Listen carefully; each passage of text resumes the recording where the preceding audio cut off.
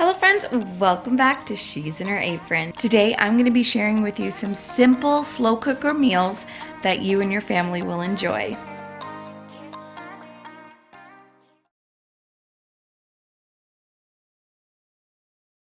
Okay, this morning it's 8 in the morning and I'm getting a Mississippi roast in the slow cooker.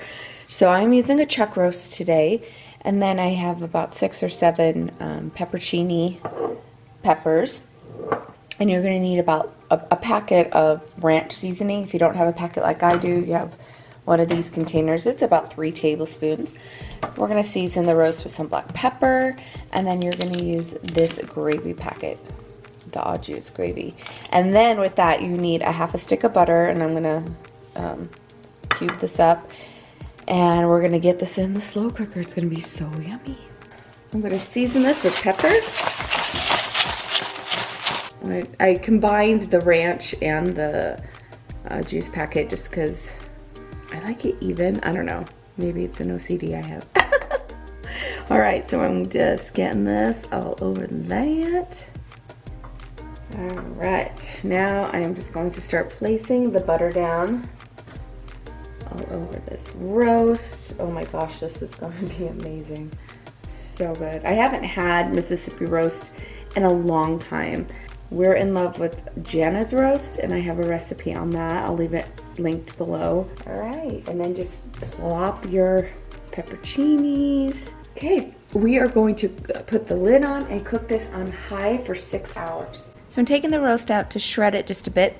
I realized after I did this that I could have just kept it in the slow cooker and just shred it just a bit. Really big chunks. Then I added it back into the beautiful, yummy gravy. To go along with this, I sauteed up some asparagus, mushrooms, zucchini, and onions.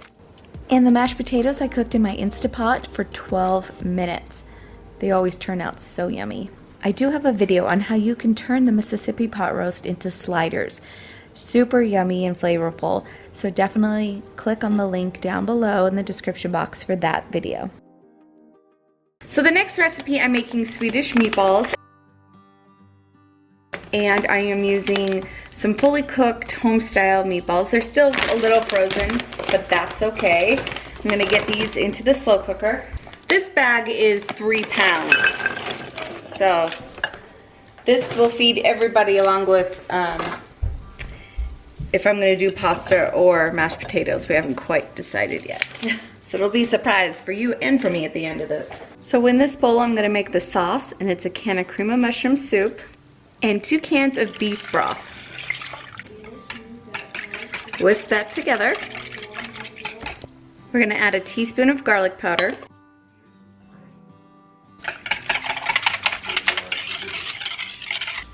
And then we're going to add a tablespoon of Worcestershire sauce, 1/2 teaspoon of paprika, 1/2 teaspoon of salt, 1/2 teaspoon of pepper.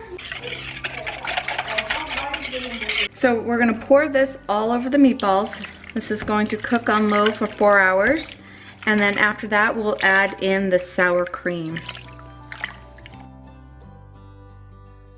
So the recipe says at this point, add like a cup of sour cream. I don't know if I wanna add that much, so I'm just gonna start off with a big dollop.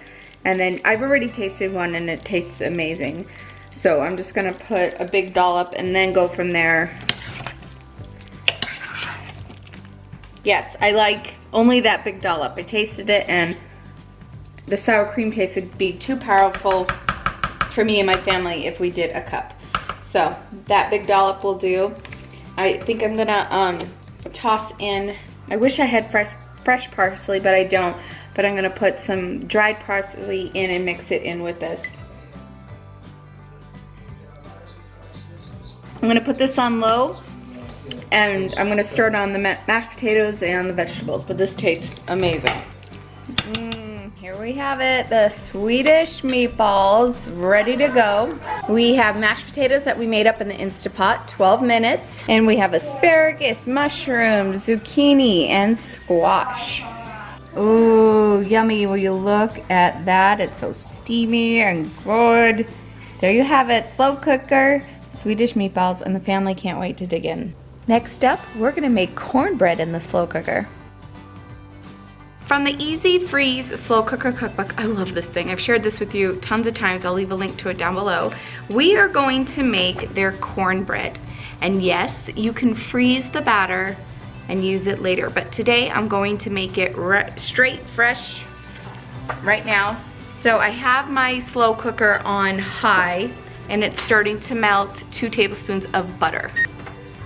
And while it's doing that, let's get going on our batter. To this bowl, I'm gonna add 1.5 cups of all-purpose flour, and then 1.5 cups of cornmeal, 2 tablespoons of baking powder, 1 teaspoon salt.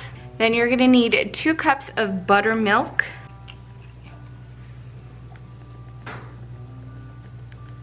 and then 2 large eggs. All right, and then we're going to blend this together.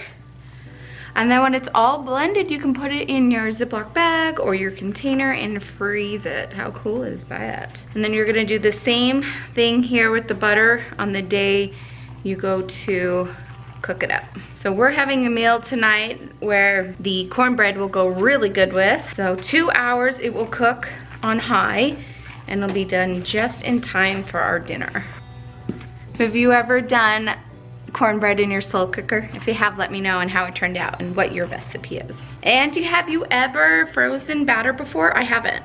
So the plan was to share this with you as a freezer meal and thaw it out and all that stuff, but I was originally gonna share it to you once it's gone in the freezer, but nope, and I want it for dinner tonight.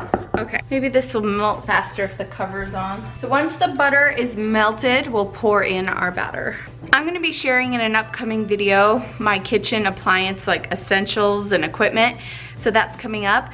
And I will say that the Pioneer slow cookers, they're so beautiful. Look how gorgeous they are. They're gorgeous, but they're not my favorite because the outside gets piping hot. It will burn you.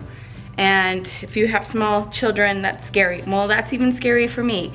So I'll be talking about this more in an upcoming video, but I'm sorry, I'm not impressed with how crazy hot these get. So if you have one or do get one, keep it away from your wall. Make sure it's set back and just be careful. Okay, so it's taking forever to melt. Maybe just melt the dang butter and put it in. It could be easier. Now I'm just pouring the batter in. So this is gonna cook on high for 2 hours. Okay, it's been 2 hours. Oh, would you look at that? All right, I'm gonna turn this off. I'm gonna let it just sit and cool. In fact, I might take it out of the outside. Oh my gosh, you guys, this is so hot. Okay, I took this whole thing out of the slow cooker. We're gonna let it cool before we cut into it. Got a little dark around the edges, but the important thing is the middle. So we're just gonna let this sit and cool off. Okay, I will say it's okay, but you're gonna want to spread it with honey because it needs that sweet kick to it. But I'll definitely be experimenting with more slow cooker cornbread recipes. But this one, I will say, is not my favorite. It's cornbread, it's just not sweet. No, it's weird. So I'm definitely gonna be putting honey on it. We're gonna have barbecue chicken breasts in the slow cooker today. Sorry, I'm banging, but I gotta get this barbecue sauce out of this jar. I looked in my fridge, found some bottles of barbecue sauce that I needed to use up. Just poured those over the frozen chicken, put the lid on, and I just let this cook all day. It probably went for about 8 hours, just on low.